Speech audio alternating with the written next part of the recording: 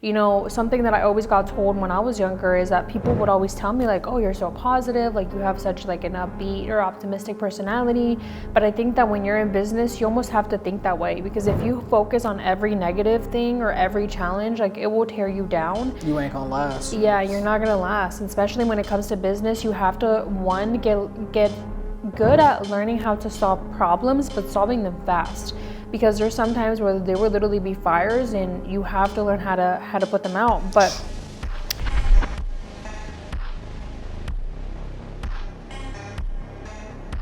hello everyone, and welcome back to another episode of the 1% Better Everyday podcast. My name is Jasmine. My name is Matthew Cohn. And today we're going to be talking about how to manage challenges, especially as an entrepreneur, when one, you're growing your business, you're turning your hobby into a business. But as you grow, you're going to face new challenges, and there's going to be new devils, and you're going to have to learn how to overcome those challenges. So we thought we would go through that topic, just because I feel like the past couple months, like we've been tested a lot. So before we get into it, we're going to go ahead and give our subscriber a shout out. So somebody commented on one of our reels, and somebody said, bro is always drinking water and chewing ice. Coach Tata, can you explain why you're always chewing ice? I ain't even got my cup with me today. But every episode, we like to give you guys a shout out at the beginning of the podcast. So don't forget, you guys can comment on our Instagram. You guys can comment on our YouTube channel. And you guys can comment on our social media pages, and we will give you guys a shout out. So let's go ahead and get into it. But we want to talk about, the initial excitement of starting a business, and really from the first sale to even starting a business from scratch. I know this wasn't like something that I ever learned from anybody. Like, I know my dad was an entrepreneur, and I learned a lot of like the business mindset from him. But again, I feel like I unconsciously learned that. Like, I didn't really type it. I didn't really realize how much I knew in my business, like about business, until later when I started my business. But I guess for you, like, did you know entrepreneurship was something that you were going to do all along, or? Yeah, and it's just another challenge that you overcoming too. More so of wanting to be creative outside of what you're given. Like, people try to stick you in a box. You can only do this. Like, you can only go this route. And by starting my business, it forced me to solve a problem creatively in a different way, if that makes sense. I think that's huge. I think in business, one of the things that you do have to learn along the way is how to solve challenges fast. And I know that's something that I don't want to say a lot of people struggle with, but I think that a lot of people do struggle with that. People that don't have a business don't realize. Are you a service-based entrepreneur that provides some kind of service, but you don't know how to create content in order to convert someone from following you into a paying client? I'm going to tell you exactly what to post in order to start generating more leads, attract high-paying clients, and get more DMs than you can possibly answer. I will help you how to find your niche, how to find your target audience, and craft offers that will attract top buyers every time you go to make a post. Text me content to 513-516-7332 to learn more on how you can get mentored by me for only $99 a month. How much of a challenge that even is. Like, something that I always got told when I was younger is that people would always tell me like, oh, you're so positive, like you have such like an upbeat or optimistic personality. But I think that when you're in business, you almost have to think that way, because if you focus on every negative thing or every challenge, like it will tear you down. You ain't gonna last. Yeah, you're not gonna last. And especially when it comes to business, you have to, one, get good at learning how to solve problems, but solving them fast. Because there's some times where there will literally be fires, and you have to learn how to put them out. But how did you even make your first sale for your business? I'm pretty sure it was a logo. But even going back to when I was in high school, somebody asked me, because I was drawing anyway. I was doing a bunch of drawings anyway, and somebody had seen one of my drawings, And somebody was like, "Can you draw me like Winnie the Pooh or Mickey Mouse or something like that?" And I'm like, "Yeah, it'll cost you $10 or $20 or some shit like that." I forgot what I said. And they was like, "Okay," and that was it. Like, so a lot of it was just me. It was my idea of social media, but what I was doing was I was drawing, and I was always showcasing my skills somehow, whether it was in a talent show or whether it was drawing in class. Like, that was me creating social media posts, right? Showcasing my talent, exposing my business. So it was more so somebody found me more than me reaching out to somebody to seeing if they actually needed it. And then it became word of mouth. Eventually, I didn't have to really ask anybody if they needed it because it was so many people coming up and asking me, can they get these drawings? Because your offer was selling itself. Yeah, pretty much. It was like this made you feel good when you got it and where you received it. So many people was like, I need a piece of it. And then it went from that, then it went from tattoo drawings, then it went from graphic design work, then after graphic design work, it went to photography, and after photography, It it expanded. evolved to videography, and then after videography, it went to social media management, went from social media management to now I'm coaching. So Yeah. it's like the full transformation. Yeah, and just to go off of what he said really quick, I think that most of us, when we start a business, we want to have everything figured out, and it doesn't happen that way. You know, sometimes you figure it out as you go. I know that we talk to a lot of students and clients that we either work with or we coach, and they always say, I'm not ready, I'm not ready, I'm not ready. But if you never put yourself out there, you're never going to be ready. I feel like there's never going to be a perfect time, and you kind of just have to go out and try something and see if it sticks or do it. Going back to what you said, like, I think that that's really good marketing when you know how to create an offer and the offer kind of just sells itself. Like, you know, you don't really have to do much because you get all these people coming up to you through word of mouth, the referrals, and you know, that's really how we started our business. I mean, like, yes, we use social media, but I want to say, like, at the beginning, you know, our social media was really thriving because of how many relationships that we have already built in the community. I mean, we always volunteered, we always were doing something in the city, we were always going to networking events. So again, you know, going back to generating your first sale, you know, if you're having a challenge generating your first sale, you know, ask yourself if you're really even helping the people around you. But going into that, I think a lot of people also believe that once you make it, everything will fall into place. And it doesn't always work like that either. Like, even being in 5 years, have you been in 5 years or 6 years? 6 years. Even what I just said, my progression on my journey, each year I'm learning a new skill and I'm figuring out which skill set is valuable to a team. Mm-hmm. So every year it's just developing. Like, I've been doing this for so long, and I'm still learning new stuff, and I'm still doing new stuff for companies, even though I'm a creative, if that makes sense. Yeah. And again, it's not always going to fall into place. Like, going back to our personal journeys, every year we learn something, every year we tweak something, every year we grow in some kind of way. So, you know, I think that a lot of people think that just because you start a business and you start getting a couple sales, like, everything falls into place, and it doesn't always happen like that. Like, some years you will, you know, have like the best growth, and there's some years that are going to be slow. But going back to that, like, I don't think we've ever had a slow year, but we've had slow seasons. Like, every single year, we always either make the same revenue or make more. But again, it just goes to show in entrepreneurship is sometimes, like, there's no, as much as you can have tools and as much as you can have these strategies, like, nobody has it figured out. Nobody has, I don't think at this point, like, a formula of, you know, how to do it one way, because everybody just does it so differently. Like, every time we talk to an entrepreneur or every time we talk to somebody, they always have like a different approach or just a different thing that they tried.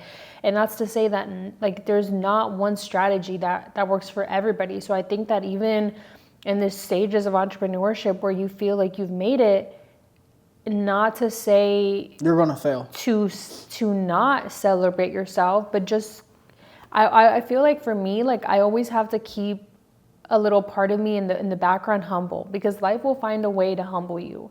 Even when you think that it won't, it will. Just like that. Yeah.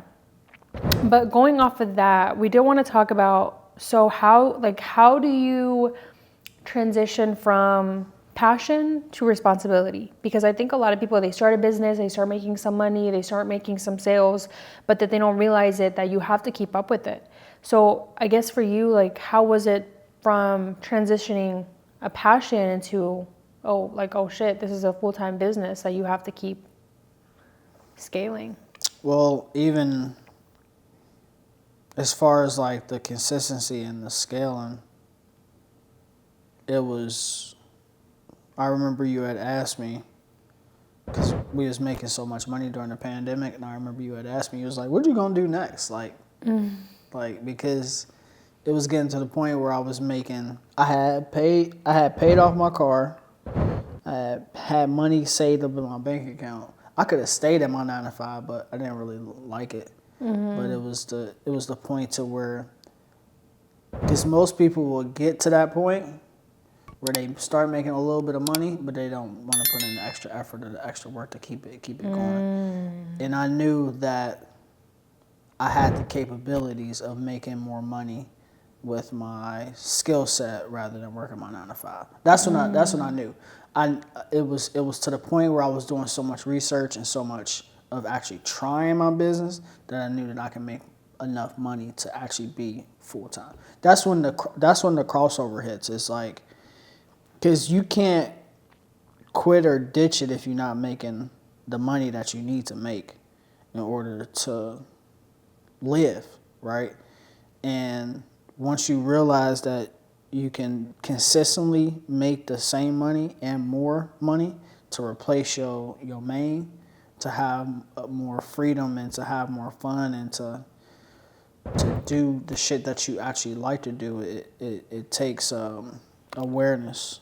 And I think that nowadays it's all about choices. Like, we talk about how entrepreneurship isn't for everybody, but there's also so many different ways to do entrepreneurship. Like, when we first started, I thought that I was going to end up being a solopreneur for a long time. And don't get me wrong, that taught me so many lessons. But I think that, correct, there are new challenges now as we're scaling our company. And now we have the opportunity to think about, do we want to be a contractor with other companies? Do we want to keep working as a solopreneur and only offer certain services? Do we want to, offer contracts with these bigger corporate companies? So there's so many different ways and possibilities of doing entrepreneurship, but correct, you have to find what works for you, because some people don't like being in the office from 9 to 5. Some people like to do their own thing.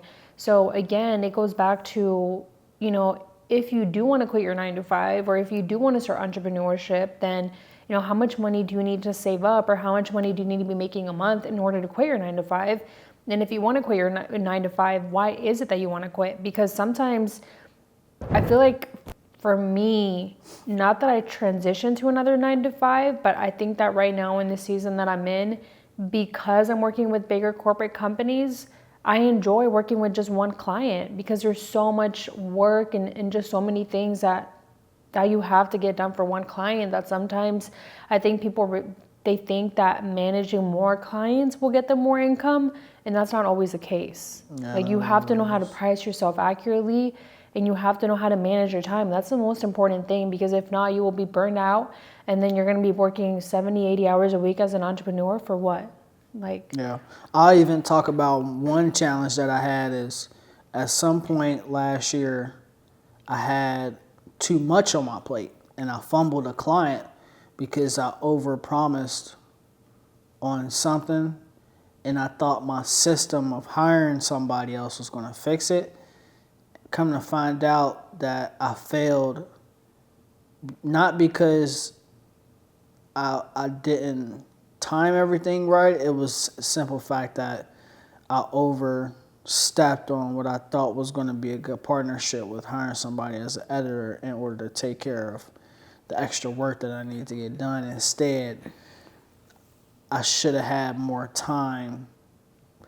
I should have put more time and focus into that one client and doing less work for less money, instead of trying to make a lot of money and overbook myself. That's so true. And then that kind of goes into, what are the challenges as you're scaling your business? And for those who don't know what scaling just means like, when you're growing your business, how do you double your income? How do you triple your income? How do you even increase from your current sales or your current growth to something bigger that you never imagined? And I think that when you start growing a company correct, like people don't realize how there's so many different pieces that come into play. So for example, when you're scaling a company, if you want more clients, then obviously you're going to need help. So like you just said, you had more clients, but when you brought on someone, I'm assuming that, they maybe just didn't know what they were doing or they weren't trained. And I think like training is such a huge part of process of hiring someone. Like I'm even learning it now where it's like,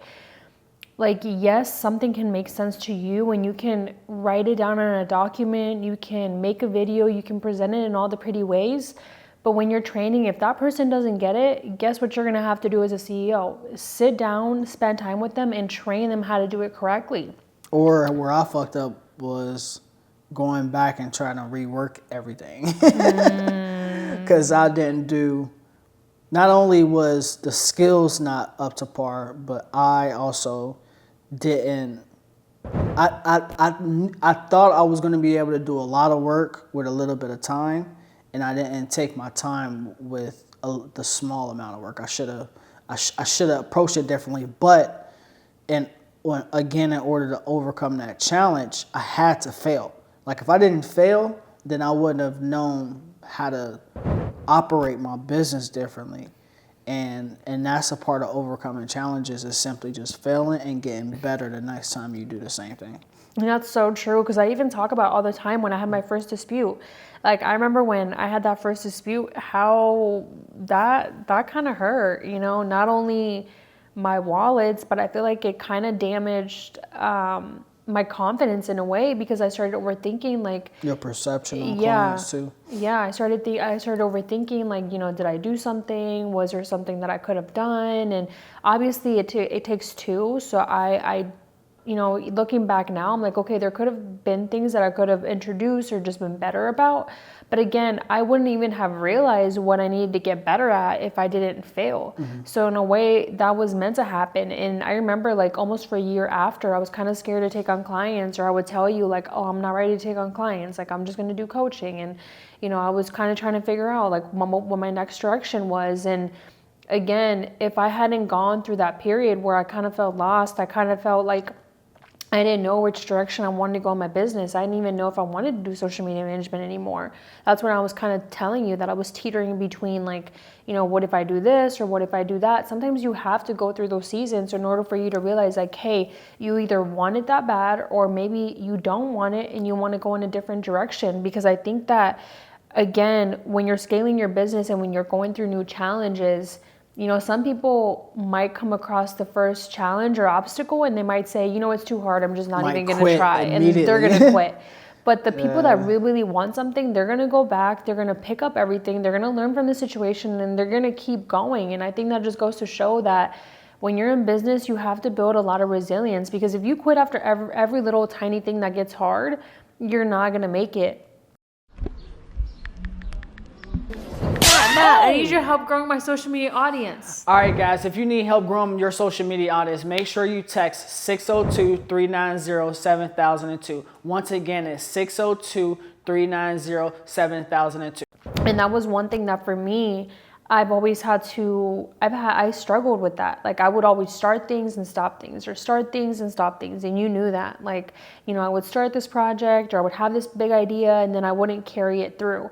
And that was my biggest weakness in business, is that I had so many ideas, but I didn't know how to carry them out. And so when I had to sit down with myself and look at myself in the mirror and say, just because it's hard doesn't mean you should give up. Sometimes you literally just have to go back, do the same thing, or maybe try something different, and then see how you can change the outcome. And if you can't change the outcome because you've done every single thing in the world, then that's a whole different story. But I think sometimes we quit too soon. Way too soon. Without even trying again, or without even changing something, or not even changing something, just do it again and see if you get a different outcome with a different mindset. Especially when you're on the brink of ready to give up, that's when shit, in my experience, just when you're on the brink of ready to giving up, that's when shit goes up, because it's like you done been through every single thing and you just like, damn, like what am I doing wrong? But if you still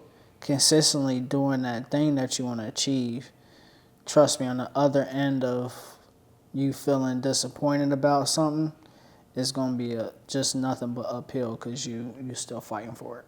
Yeah. Well, let's get into the hot topic. You guys know that at the end of every episode, we always do a hot topic, and I want to make sure we have enough time to talk about it, because I know sometimes we kind of rush the ending. But for today's hot topic, we had someone say, how do you deal with the mental challenges of being in the startup phase? I'm in the startup phase of 3 businesses. I am also doing editing, music production for my pre-existing media business. My media business is experiencing a slow period where I won't receive payments until fall. The other 3 also require many hours of my time but aren't profitable yet, as they are very new. Every day I find myself to not apply to a regular job, or at least a part-time one. I often feel very low given the small amount of revenue coming in, or lack thereof. Despite the immense of work I've put in so far, I feel the pressure from friends, family, and society to give up or partially give it up by working a regular job. The less time towards my businesses feel like half quitting, though I'm not sure what I'll do with more revenue in 3 to 4 months. Has anyone else struggled with the cycle when you were getting started? How did you get through it? Well, one, I'm not sure who that is, but it's not really, it's to easily solve that problem. Just start doing money-making actions. He said he was doing too much, wasting his time doing other stuff. If it don't make you money, don't do it. Simple as that. That was what I realized, like in probably like 2021, because that by 2021 I was already 2 years in, and I realized that what separated us from other people is that our daily actions made us money. Like we didn't do stuff if it didn't make us money. I'm starting to realize that now as I'm getting more disciplined. So going back to the first question that he said is, how do you deal with the mental challenges of being in the startup phase? You deal with them by heading them face on. And I think at the beginning of my business, like there would be too many things where I would try to avoid, or I would put off for later. And I think to answer the question, it's like sometimes you just have to do the things you hate, or you have to do the things that don't feel comfortable. Facts. And I think sometimes people don't want to do that because it's uncomfortable. Well, duh, like starting a new thing, starting any new thing in life is going to be challenging. But I think that's what I started realizing this year, is that as I became more disciplined, I'm one of those people that like I struggle with balance, because I'm like, okay, how much is too disciplined and how much is like not being too hard on myself. But this year really made me realize that we've been hard on ourselves for a reason, because it has gotten us this far. And going back to like his second part of the question is correct. Like if you're not producing cash or money from the activities that you're doing, then why are you doing them? And I started realizing this now with like certain people inviting us here, inviting us there. Like, you know, every now and then doesn't hurt, but then when it starts becoming a repetition, and every single weekend you want to go to a bar, or every single weekend you want to go to a club, or every single weekend you want to spend your time doing things that are not helping your business grow, or not helping your health, or not helping your current problems in your life, then what are you wasting your time doing?